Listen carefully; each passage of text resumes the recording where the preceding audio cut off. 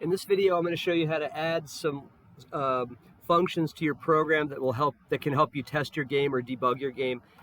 Now, it's worth saying before we do this, if you want to speed run your game, you can put a walkthrough separated of the commands separated by commas, and put them in any of these windows, and you could bring them up in the terminal. So if I go to the terminal and I type cheat, it's going to bring up all those commands. I can hit enter and run them. So it makes it very easy to speed run to a particular puzzle, so you can test that out.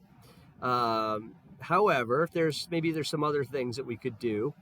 So Inform 7 has a command called purloin, which is, it's a fancy word for stealing something, or a kind of, sneakily or stealthily taking something. So I'm going to add a function called purloin, and if we right-click, we will see under debug. Now there's a debugging folder. Magically move objects to the player using the verb purloin. So let's add this. So what we're going to do is this is going to add the verb purloin to our game. Would you like Lantern to add the there's a typo there. Okay, the following sentence. And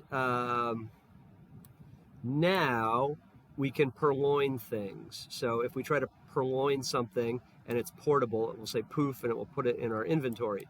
We want to be careful with this because we don't want to put like rooms in our inventory. We could easily break the game's object tree.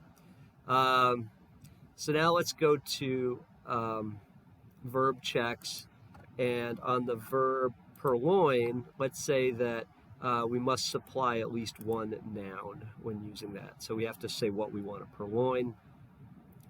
And then let's test that out. So now if I type purloin radio, type purloin the radio, you can only purloin portable things. Okay, so let's go make our radio portable. And let me make something else here. I'll make a book. I'll make it portable, and I'll put it off screen. And let's run this. Now I should be able to say purloin the book. Poof, the book appears in your inventory, and there it is in the inventory. Purloin the radio. Poof, the radio appears in your inventory. So this is obviously something that you would want to delete from your game once you had thoroughly tested it. But this can be helpful, if you have to get to the end of your game and you have to have 3 treasures and put them on the altar or in the trophy case to win the game. You can just, put the player, start the player in that final location, and then you can purloin all of those objects and try to do something with them, and that will help you speed run your puzzles. So that is how to add the purloin command to Lantern, and that can help you test your game quickly.